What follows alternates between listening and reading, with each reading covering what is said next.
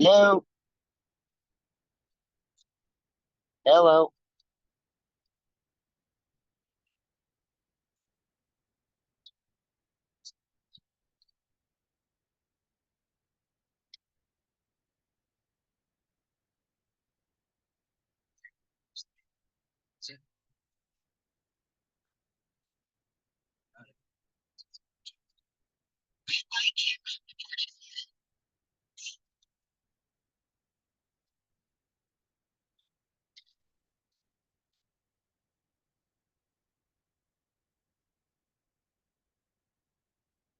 hello. Anybody there?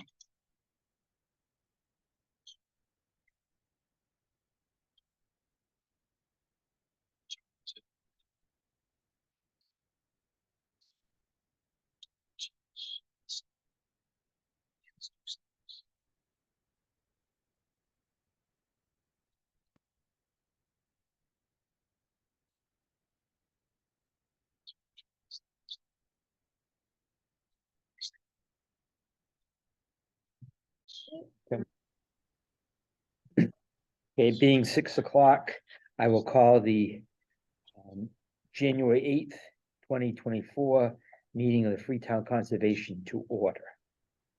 And the first item on the agenda is a continuation. Continuation of the hearing of the notice intent for 30 Island Road extension. And my understanding is that they wanted to continue it. So I'll accept a motion to reopen the hearing. I'll make that motion. And I'll support the motion.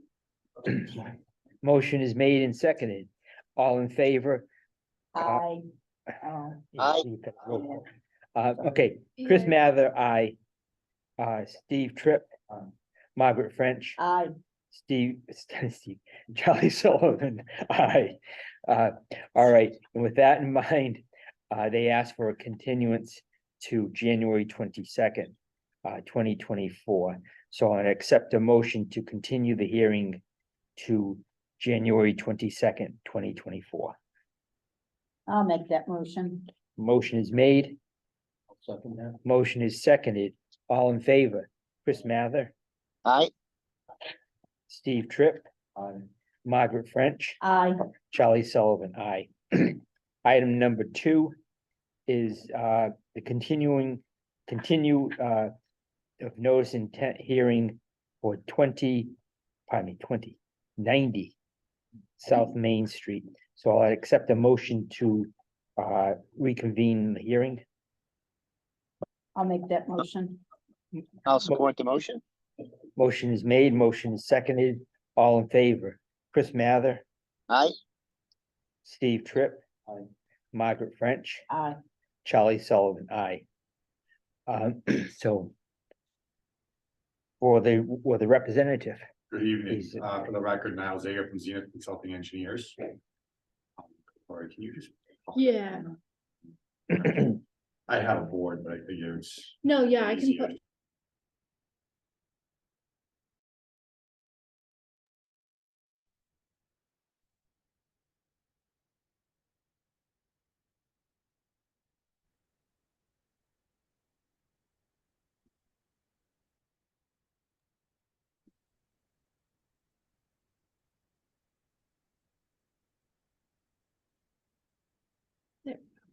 Thank you. If you don't mind going, all right, so we'll start with this sheet. So this is the, again, 90 South Main Street. This is the existing conditions plan. You have an existing residential dwelling, 90 South Main Street located. What would be the, if you look right on South Main Street there, correct? Sure, probably, please, I'll point up. I have one on the truck. And then the remaining land is basically a vacant field. It is just a field with some trees. And then there is a barn, if you want to call it a barn or a garage, up on that the upper northerly side of the lot there. Other than that, there is some woods, and then it is bounded by Payne's Cove, which has an associated bordering land subject to flooding, or coastal land subject to flooding, I should say. and it has a flood zone associated with it, as well as a 100-foot inner riparian zone and 200-foot outer riparian zone. If you don't mind going to the next sheet.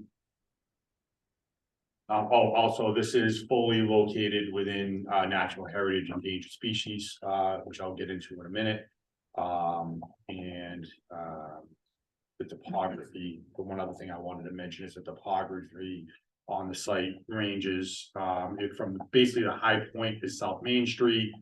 Is somewhat flat up by the house, and then it dips down, and then it's fairly flat. It does grade off to the wetland in the back there, pretty gradually, to the wetland, and then ultimately discharging into Payne's Cove.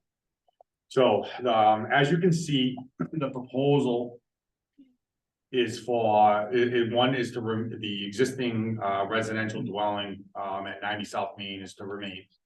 And then what we're proposing is 2 buildings. They're gonna be contractor bays for a total of 7 bays. We're separating one. One is gonna be separate because it's gonna be the property owner's separate bay for himself. So he wants to have it separated, and it also eliminates the need, as we have determined with the fire department, the need for sprinklers. Anything under 7,500 square feet doesn't require a sprinkler, so that's why we have that separated like that. Parking, as you can see, access, I should say, is coming in from South Main, accessing the driveway to the residential dwelling, and then coming around and following around the back of that building, where we're providing the bays, as well as the appropriate parking required with the striping and dumpster pads. If you don't mind going to the next sheet, please. So this is really kind of the meat and potatoes of the design here, kind of similar, but this gets into the stormwater design, which is really important in a situation, any situation or any site that you're developing, but in this one in particular. Currently what's happening is there's multiple things going on here. You've got the flood zone, but we also have drainage that is being discharged from the South Main Street. There's a manhole out on South Main Street, and there's a pipe that runs down that southerly property line right just to the left of 90 South Main Street, and just discharges to the field. And it basically just runs overland and into the field and goes. So obviously we have to contend with that, as well as what we're proposing for our site. So what we've done, if you look, you can see all those lines kind of around the parking area, around the building. That's all the proposed contours. It's all being raised up for multiple reasons. One, to get the building out of the floodplain, but also to provide proper drainage in around the building, and to grade it away from the abutting properties.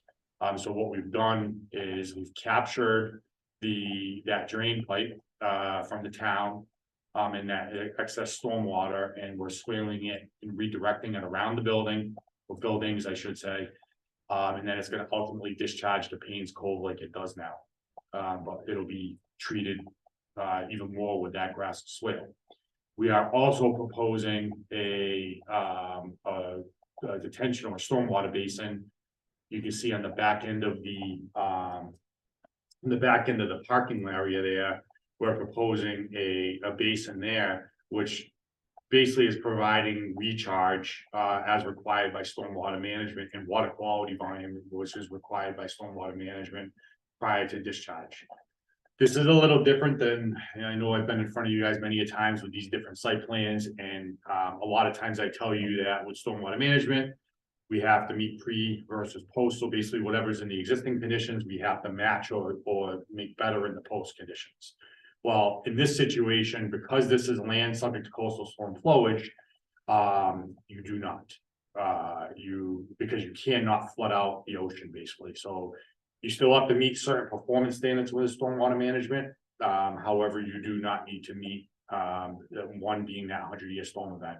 Again, it's still designed to meet those standards. This has, just to be aware, so the commission is aware, this has been reviewed by the planning board's consultant, which I know the commission is using the past Environmental Partners Group. And it's been reviewed. There was a revision made to the plans based off of their comments, addressed, and then went to the planning board for approval. So that what you see before you has been vetted with them. It's been reviewed. They reviewed the stormwater. They reviewed the all the grading, all the drainage calculations, everything for the culverts. All the stormwater standards have all been addressed and all been reviewed. So you can have comfort in that as well. That is really the main part of the design. If you don't mind going to the next sheet, please. This is the erosion control. This is, really where the commission should be really concerned. This is kind of a really important thing. This is the during construction standards that we implement, as well as post-construction standards once the site's in functioning and fully stabilized. There's certain parameters that need to be met. To ensure that the stormwater management is still met, make sure proper stabilization is in place. So all of those have been implemented on this. Things like the construction entrance pad, which is a detail fob, which is the riprap at the during construction trucks. For their tires, dirt on their tires, they're sweeping in the South Main Street, because obviously we don't want sediment getting out into South Main. If it does, it has to be cleaned by the contractor daily, or even more if necessary. But the idea of that sediment pad or that tracking pad is to eliminate as much of that as possible. We have silt sacks in the catch basins. Those are put while the site is not stabilized, there's obviously going to be more silt, during storms, that will eventually get into the infiltration basin or the stormwater basin. So we put these sacks on there, the silt sacks, in order to prevent that, and in order to prevent the silt getting into the catch basins as well. We're also proposing erosion control silt sock around the entire limit of work down gradient. This has also been, so that's really kind of the main part. Once this is all done, it'll be whatever's not covered by either building or pavement, will be either will be loamed and seeded, or left in its natural state. Anything outside of the outside the limit of work will remain in its existing state. The only thing that will be left unstabilized is the bottom of the basin, because that's obviously that's going to be sand. You want it to be sand for its infiltration purposes, so that will not be seeded.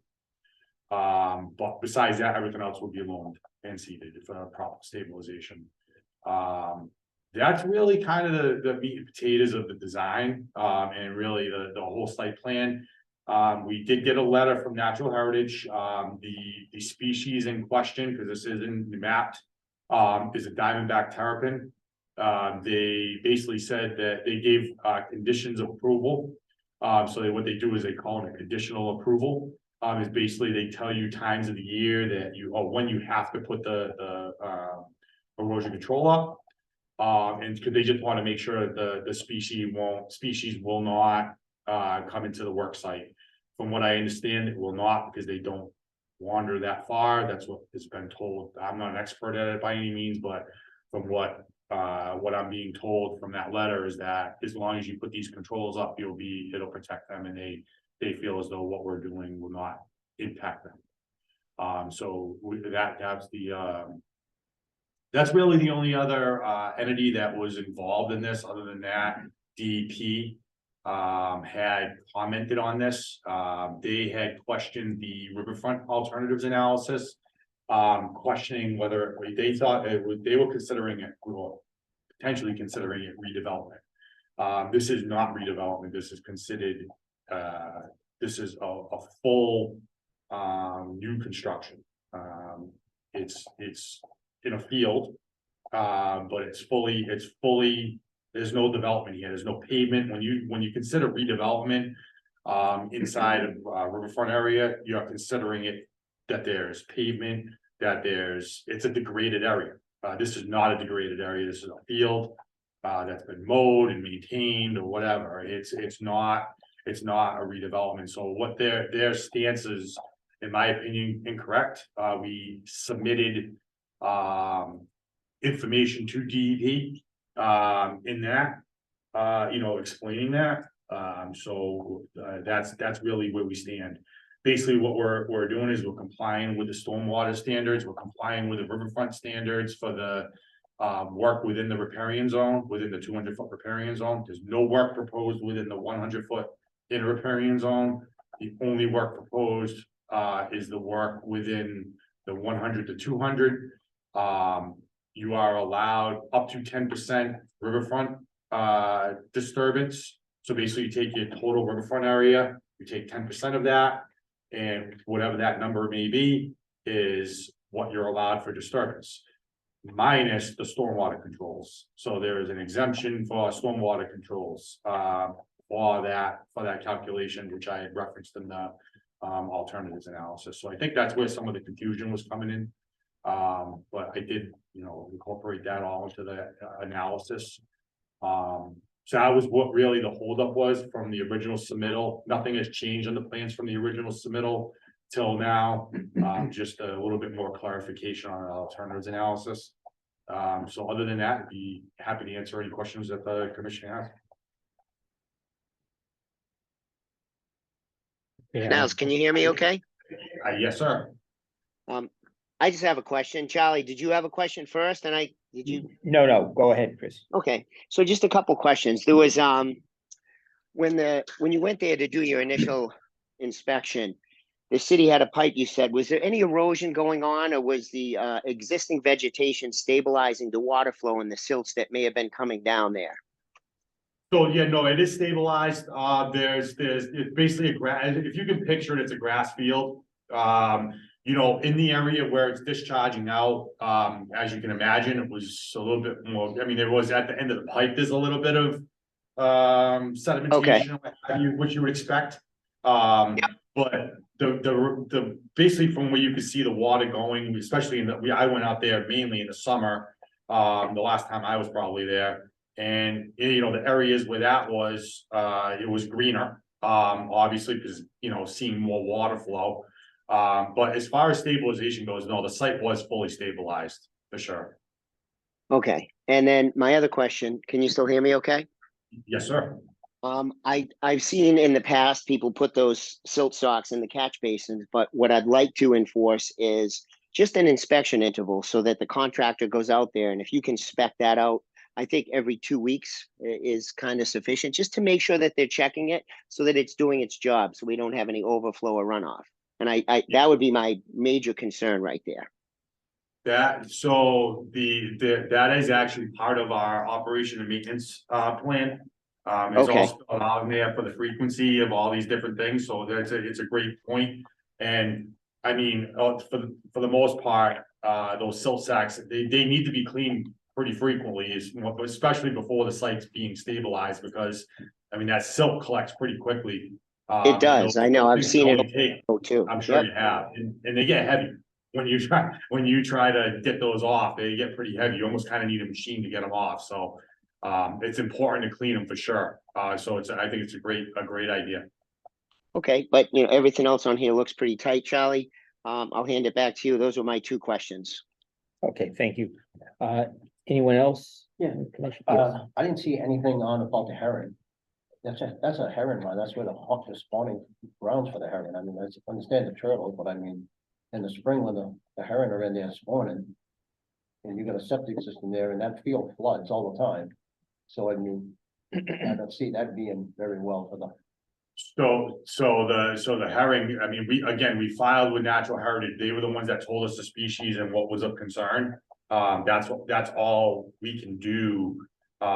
Is when we file, we have to ask for what their concerns are, and what information that they want us to provide, or if they wanted additional information regarding heron or what have you, they would have brought that to our attention. Their main concern, I guess the area is mapped for the diamondback terrapin. And that's what we had to contend with. That's what they told us. If there was something else, we would have had to have dealt with it, and I'm sure they would have come back with more either conditions or revisions that would have been necessary, but to be honest with you, it wasn't brought up. So I don't know what I can say other than that. I mean, from the pictures we just seen not that long ago, the whole field was flooded. What's gonna happen with the septic when it floods like that? Well, septic's gonna be built up. Everything's built up. So it's gonna be outside of the floodplain. But it's still going, you're still gonna have a leaching field and stuff that's going into the ground, like the. Yeah, no, the leaching field goes into the ground like anybody else's septic system.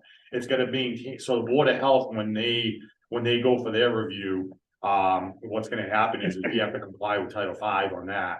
And the idea is it's gonna be dependent on the soil type, which is sandy soil, very sandy soil. It's probably gonna be from the water table to the bottom of the system is gonna have a 5-foot separation that it has to be above it. And what's gonna happen from there is that's what is where the treatment is. That's what Title V requires for treatment for the effluent. First, it goes through that septic tank, as I'm sure you're aware, then it gets discharged into the leaching field. And then it gets treated through the media, the sand filter media in the ground, or whatever sand you bring in, or natural vegetation, or excuse me, natural soil. And then it's treated, and then it ultimately gets into the ground. So how far up are they building the leaching field, I mean, the septic, where the septic tank and everything is? It's probably gonna be about 6-7 feet. Okay. Yeah, it's up high.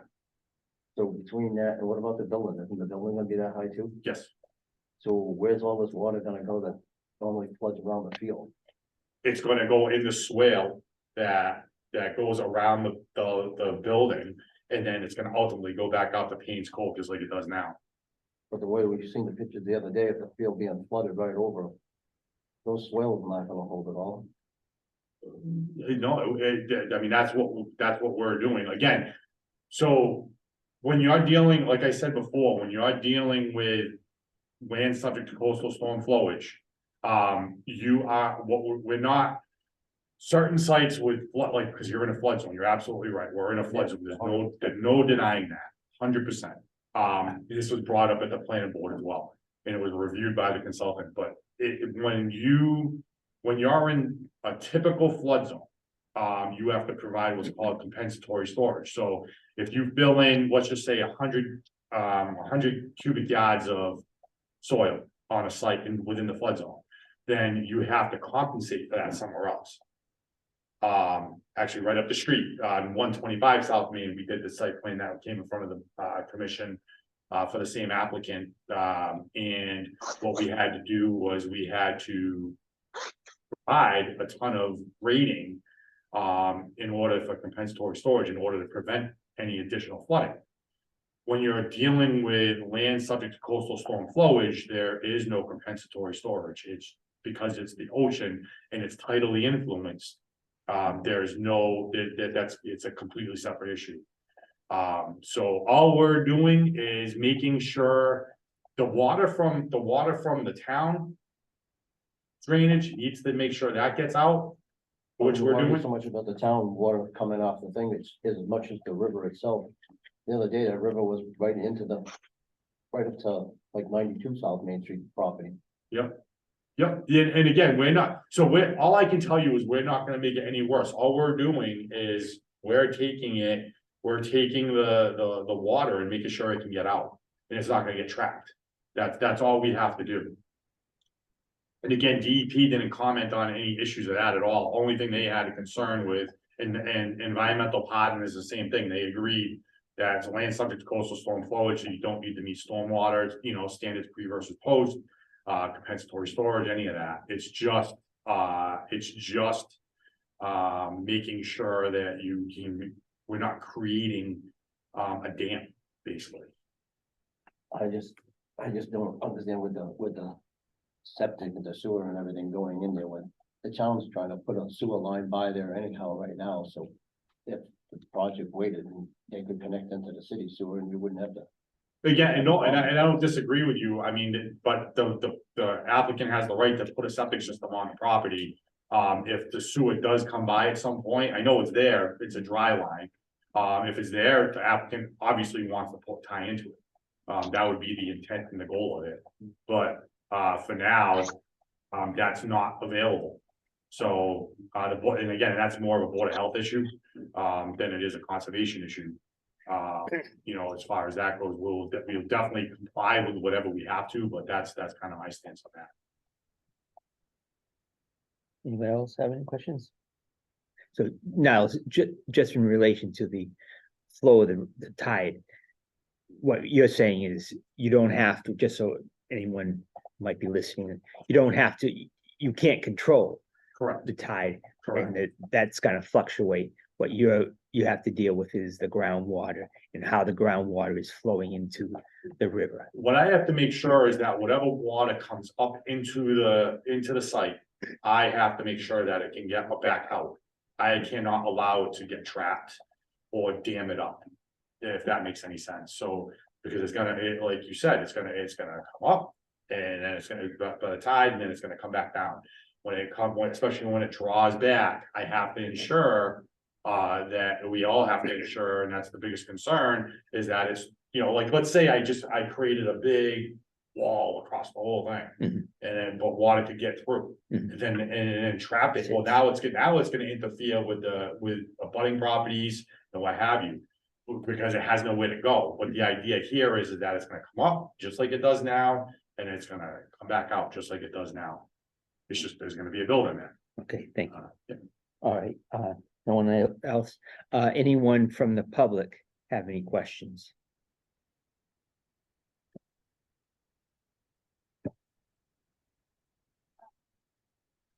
If no one from the public has any questions, then I'll accept the motion to close the public hearing. I'll make the motion to close the public hearing. I'll Mo- second. Motion is made and seconded. All in favor, say aye. Steve Tripp says aye. Chris Mather Aye. says aye. Margaret French, Aye. Charlie Sullivan says aye. All right, the hearing is closed. My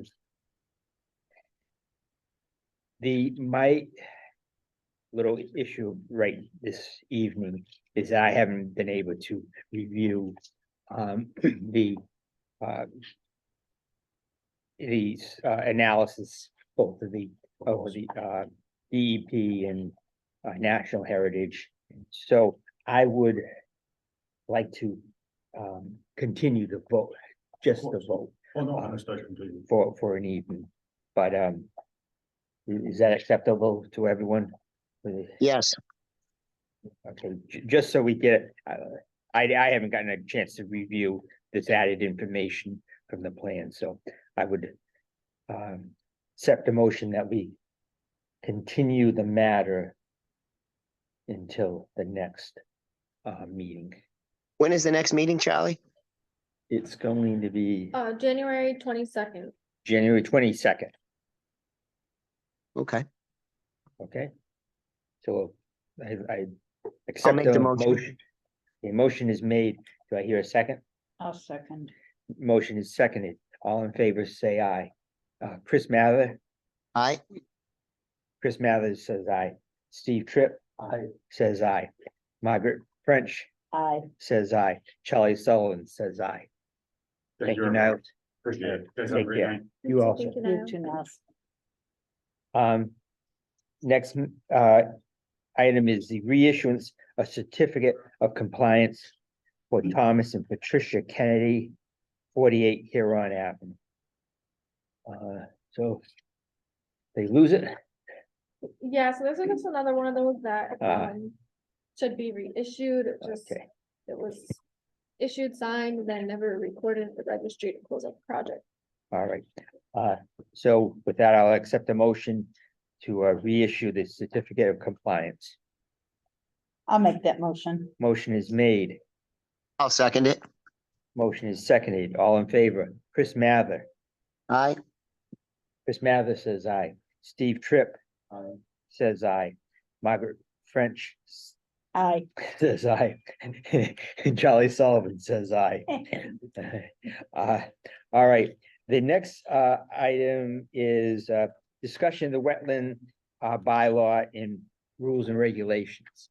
And as we've spoken at a couple of other meetings, we want to review, see if we want to change, put an amendment before town meeting of the wetland bylaw. And also if we want to change or revise the rules and regulations. So I like the committee to review the rules and regulations. There's a couple of things that have come up, and we'll probably have a little bit of maybe, to get them up to date, so to speak. So if we could review that, and how about the next meeting? You think that would be Yeah, I mean, it's up to the right? commission. I did send out a few comments. I just as a reminder, Margaret does have to go in Right, 15 yes, minutes. yes. But I did send out some preliminary comments. If the board, if you think that's enough time, between your other obligations to be able to review that. It's more of a starting point too, to see Mhm. what direction the committee wants to go in. And go from there. Anyone have By any? the 22nd, what's our meeting after the 22nd? Is there any like real rush? No, No, No. no, I don't have a rush. I would just, okay, Okay. all right, I would just, yeah, so if Figure it that needs to out. be, if you want to we could wait always, longer, yeah, if we could always leave it on, if we're ready, great. If not, we can Okay. push it. Okay. why don't we do that? We'll be Because I like, can't find my calendar. we'll be like many of our applicants, continuing it. Yep. We're good at that. All right, Okay. if everyone's satisfied with that. Okay. All right, I'll move on to minutes for the December 11th, 2023 meeting. Does anyone have any questions about the minutes?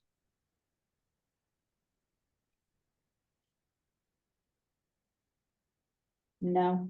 No. The only thing I'm going to bring up. It's not about the minutes, but the budget conversation that we had last time. Mhm. And we were talking about the soil board having a budget and the conservation commission having a Mhm. budget. I talked with the town accountant and we can just zero out the soil, just put everything under conservation and Okay, not have to have anything in soil and it'll just sit there empty. Okay.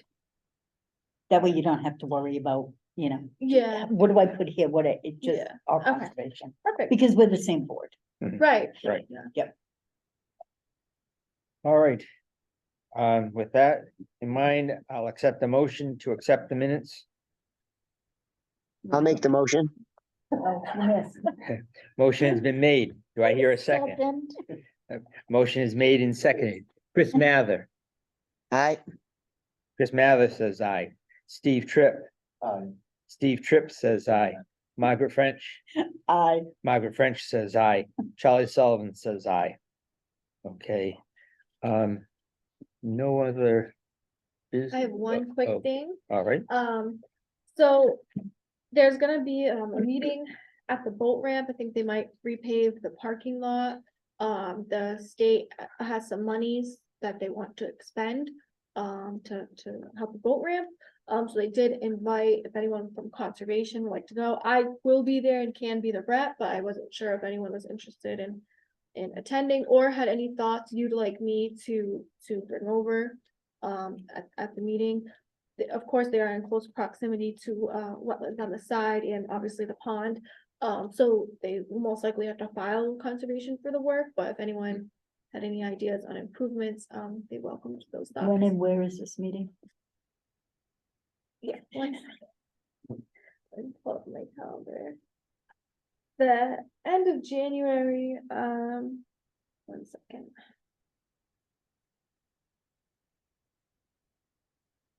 Sorry, I should have had the date ready. Let me see. That's all right, you can send it out. Oh, I got it. The 31st, at 11 AM at the boat ramp. But if there's gonna be a quorum, just, let me know. I'd have to Yeah. post a meeting, Alright. just so you Mhm. guys know. I won't be able to Okay. attend What day of the week is that? Wednesday. Yeah. Oh, I can't go. Oh, okay. Sorry. Well, if you guys have any thoughts, if you want to, Sure. take some time to think Okay. about it, just send me an email and I'll be happy to pass those on. Okay. Is there, what's the budget? Do you know what the numbers are on that? So we did talk about the budget briefly at the last meeting. We didn't decide on any numbers. Typically town that's fine. administration or the accountant's office will hand out like a packet. And then I'll kind of fill in those numbers preliminarily. So yeah, and then sorry, and then I will either No, go meet with ahead. the chair, or if the board wants, I can meet with the board as a whole to go over that. So we're All right, not quite there yet. okay, no problem. We can continue on. I just didn't know if you knew a number, that's all. Not yet. There were no major changes from last year, from what I recall. From what we've used of the budget so far, it doesn't seem to be very major at all. We also do like split things with planning, like office supplies and things like that, so get a lot of use out of it, so we could probably even go down on a few line items. Yeah. All right. Anyone else have any matter for discussion? With that, I'll accept a motion to adjourn. I'll accept them, I'll make that. decision. Motion is made. Do we hear a second? Second. Motion is made and seconded. All in favor? Chris Mather. Aye, Chris Mather says aye. Steve Tripp. I said, Steve Tripp says aye. Margaret French. Not gonna put words in your mouth. Says aye. Charlie Sullivan says aye. Meeting is adjourned. hi Have a good guys, night, you guys are everyone. having way too much fun there. Yep. All right. Have a See you good later. night. Take Good care. night.